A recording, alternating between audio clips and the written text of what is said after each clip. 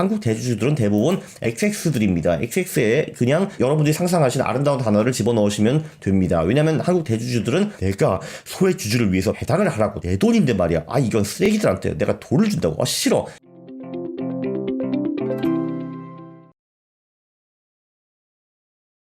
Yeah. 안녕하십니까 할러님들, 강원국입니다. 오늘 제목 간단하죠. 대형주는 우량주가 아닙니다. 또 뭔 말한 거야 라고 하시겠죠. 그럼 또 소형주를 사라는 것인가? 아 그렇게 완전히 아닙니다. 오늘 제가 말씀드리고 싶은 거는 아마 투자자들이 제일 많이 착각하는 내용에 대해서 언급하고 싶습니다. 최소한 1000만 명이 이거를 잘못하거든요. 그래서 이 영상 꼭 한번 보셔야 됩니다. 자, 우량주 사서 장기 투자하거라 이런 말씀 많이 들어보셨을 건데 저도 여기에 100% 동의합니다. 근데 이 말을 잘못 이해하는 사람이 최소한 1000만 명이거든요. 왜냐면은 대형주 이코의 우량주는 이상한 생각을 하시는 분들이 많습니다. 그럼 소형주가 우량주냐? 아니 그것도 아닙니다. 우량주라는 거는 훌륭한 기업의 주식이라고 저는 정의를 할 수가 있을 것 같은데 이 훌륭한 기업이 무엇인가 이걸 알아야 되거든요. 이거는 대형주와 소형주와 전혀 관계가 없습니다. 참고로 우리가 10년 전에 시가총액 상위 10% 그러니까 대형주에 투자를 했다라고 치면은 얼마 벌었니? 자 1억 원이 1억 400만 원이 되었습니다. 그러니까 10년 동안 4% 수익이 난 거예요. 연복리 수익률 한 0.3에서 0.4% 정도 될 겁니다. 이거 가지고 물가 상승률도 못 이겼죠. 그러니까 대형주 장기 보유 이게 이제 잘못되었다라는 겁니다. 우량주에서 장기 보유는 맞는데 대형주 장기 보유는 별 볼 일 없다라는 거고요. 여기도 보시면은 삼성전자와 LG화학만 유의미하게 수익이 났고 나머지 8개는 꽝이었다라는 거를 볼 수가 있습니다. 이름이 현대중공업 마이너스 59% 이런 거 볼 수가 있죠. 자 일단 이런 게 기본입니다. 흑자냐 적자냐 유상증자 하냐. 일단 흑자하는 기업은 우량주가 될 가능성이 있고요. 적자 기업은 일단 우량주가 될 수가 없습니다. 유상증자하는 기업 우량주가 될 수 없습니다. 기업의 본분은 돈을 버는 거예요. 뭐 최근에 유동성이 많았을 때는 뭐 적자 스타트업들이 되게 힙하고 막 이렇게 착각을 했는데 자 그런 기업들 지금 망하고 있습니다. 스타트업이건 기업이건 뭐건 돈을 벌어야 되는 거고요.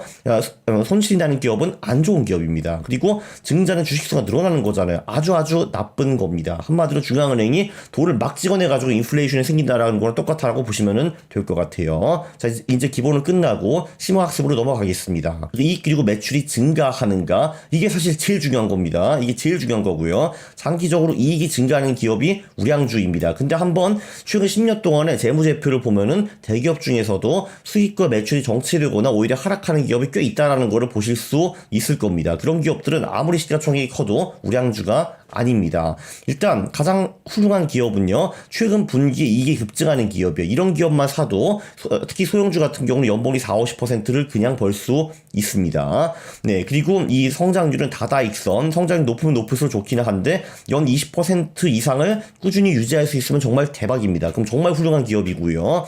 예, 물론 이제 이런 게 있죠. 최근 10년 동안에 잘 성장했다고 해서 이 기업이 미래에도 계속 성장할 수 있느냐 그것도 다른 문제이고요. 그거는 정성적인 평가가 필요합니다. 그러니까 이 비즈니스 모델이 최근 향후 10년에도 계속 쭉쭉 나갈 수 있는지 그건 여러분이 좀 판단을 하셔야 됩니다.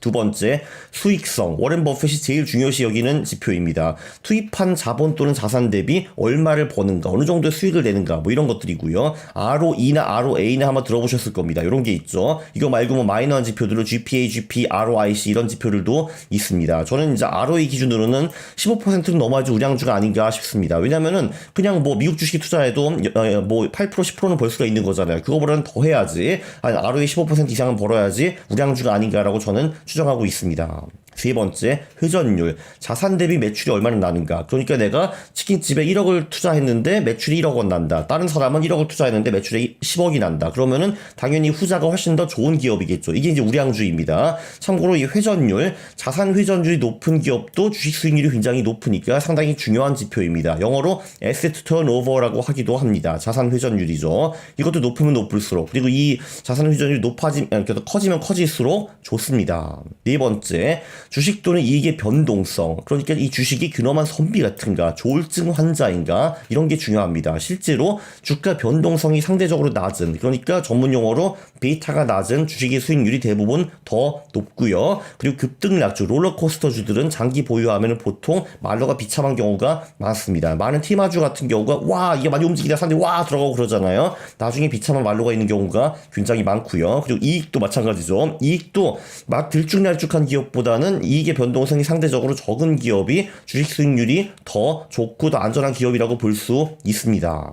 다섯 번째, 안정성. 이게 그 기업이 일시적으로 돈을 잘 벌어도 첫 위기에 휘청휘청거리면 안 되는 거잖아요. 그래서 부채 비율, 차입금 비율 이런 거를 보고 200% 이상은 투자 비추라고 저는 하고 싶습니다. 그러면 아무래도 리스크가 조금 더 높아지죠. 특히 개별주, 한두 개 종목이 투자할 때는 부채 비율, 차입금 비율 그거 보는 게 좋을 것 같습니다. 퀀트 포트폴리오로 20개, 30개 종목을 사면은 크게 중요하진 않아요. 왜냐하면 얘가 조금 불안전해도 딴 애들이 있기 때문에. 그리고 영업이익 나누기 이자 비용. 상식적으로 이자를 내야 되는 돈이 1억인데 영업이익이 1억이 안 돼. 그러면 그 기업은 굉장히 위태위태한 거죠. 왜냐하면 이자 비용도 못 벌어온다라는 거니까요. 그래서 그게 3 이상이면 확실히 좋기는 좋습니다. 영업이익 나누기 이자 비용 이런 거요. 그리고 여섯 번째, 마진. 매출 대비 얼마나 남는가. 내가 이제 그 매출액이 1억인데 영업이익이 300만 원이냐 500만 원이냐 1000만 원이냐 이거는 굉장히 차이가 크죠. 그죠? 당연히 마진이 높으면 높을수록 좋은 기업입니다. 그래서 이번 매출 총이익률, 영업이익률, 순이익률 이런 마진들이 다 있거든요. 근데 이게 기업 경영에는 굉장히 중요한 지표인 건 맞습니다. 상식적으로 생각해보면은 내가 1억을 팔아가지고 300을 남기냐 500을 남기냐 1000을 남기냐는 굉장히 중요한데 이 마진이 높다고 해서 주식 수익률이 더 높게 나오거나 그런 거는 아니었습니다. 제가 한번 돌려봤거든요. 단 마진이 있는데 그 마진이 더 커진다라는 건 유의미합니다. 한마디로 매출 대비 이제 순이익이 늘어난다라는 거니까 그거는 굉장히 좋은 거죠. 그거는 확실히 좋은 겁니다. 자, 그리고 마지막으로 배당 성향이라는 것도 있습니다. 한국 대주주들은 대부분 XX들입니다. XX에 그냥 여러분들이 상상하시는 아름다운 단어를 집어넣으시면 됩니다. 왜냐면 한국 대주주들은 내가 소액주주를 위해서 배당을 하라고. 다 이거 내 돈인데 말이야. 아, 이건 쓰레기들한테 내가 돈을 준다고. 아, 싫어. 이런 분들이 굉장히 많으시거든요. 그래서 한국은 배당 성향이 30-40%만 넘어도 매우 주주를 생각하는 경영진이라고 볼 수가 있습니다. 그래서 한국은 배당 성향이 높은 기업의 수익률이 상대적으로 괜찮은 편이에요. 특히 배당 수익 플러스 시세 차익을 보면은 이 배당주, 배당을 많이 주는 이런 기업들이 상대적으로 좋은 기업입니다. 우량주라고 볼 수가 있죠. 자, 그럼 이거 어떻게 전부를 종합을 하느냐. 지금 7개를 멘션 했잖아요. 제가 7개. 가장 손쉬운 방법은 각 지표의 순위를 계산해가지고 종합 순위를 계산하는 것이 합리적이라고 저는 봅니다. 7개 지표가 있으니까 각각 순위를 매기는 거예요.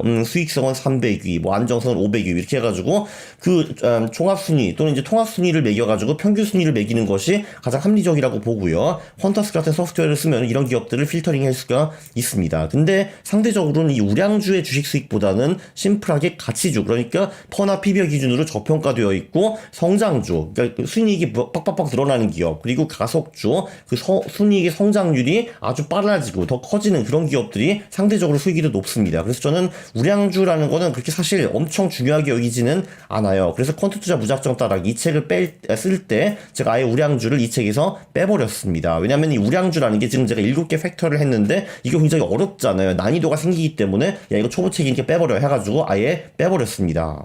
결론은 뭐냐? 기업이 우량주인지 아닌지 파악하기는 은근히 어렵다. 근데 확실한 거는요, 대형주라고 다 우량주는 아니다라는 겁니다. 한번 대형주들의 재무제표를 한번 보세요. 7개 중에서 몇 개가 잘 맞아 떨어지는지. 별로 훌륭한 기업들이 없다라는 거를 파악을 하셨을 겁니다. 참고로 저는 삼성전자는 우량주라고 봅니다. 그래서 실제로 최근 10년 동안에 주식도 많이 올랐잖아. 그죠?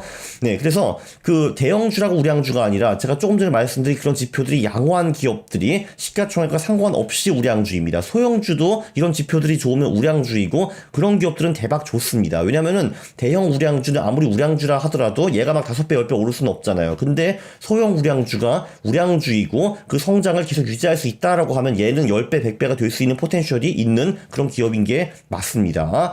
네, 아주 쉽게 생각해가지고 네이버와 카카오를 초창기에 샀다고 생각을 한번 해보세요. 네, 근데 중요한 건 이제 이런 거죠. 장기 보유를 우리가 하려면은 이 우량주가 어느 정도 적정 평가가 되어 있어야 돼요. 그러니까 누구나 다 이게 우량주인 줄 알고 가격이 엄청 비싸 있다 하면 내가 그 가격이 들어가면 늦는다라는 겁니다. 그리고 또 중요한 거는 얘가 지금 과거에 보기에는 확실히 우량주인데 이 우량성을 미래에도 유지를 할 수 있는가, 그건 정성적 평가가 필요하고 그건 여러분이 직접 하셔야 됩니다. 그리고 이게 이제 이건 또 중요한 것 같아요. 과거 실적이 꽝인데 미래에 우량주가 되겠다는 기업들은 대부분 못 되는 것이 또 정설입니다. 예외도 있어요. 테슬라 같은 경우는 몇 년 동안 계속 적자를 내다가 이제는 흑자 기업, 우량 기업, 수익성이 굉장히 높은 기업으로 변신을 했죠. 테슬라 같은 경우는. 근데 대부분의 경우는 그냥 지금 비리비리 얘기하고 내가 5년 후에는 우량주가 될 거야 하는 기업들 있잖아요. 대부분 못 됩니다. 90%가 못 된다라고 보시면은 될 것 같아요. 네, 그리고 우량주보다는 저평가 지표, 성장 지표, 가속화 지표로 더 높은 수익을 낼 수 있다라는 말씀을 드리면서 이 영상을 끝내고 싶고요. 이번 영상은 너무나도 유익했고 이거를 모르는 사람이 1000만 명이 넘기 때문에 꼭 여러분 지인들한테 이렇게 퍼뜨려 주시기 바랍니다. 네, 그러면은 마지막으로 좋아요 그리고 구독 부탁드리겠습니다. 싫어를 누르시면 제가 매우 싫어합니다. 감사합니다.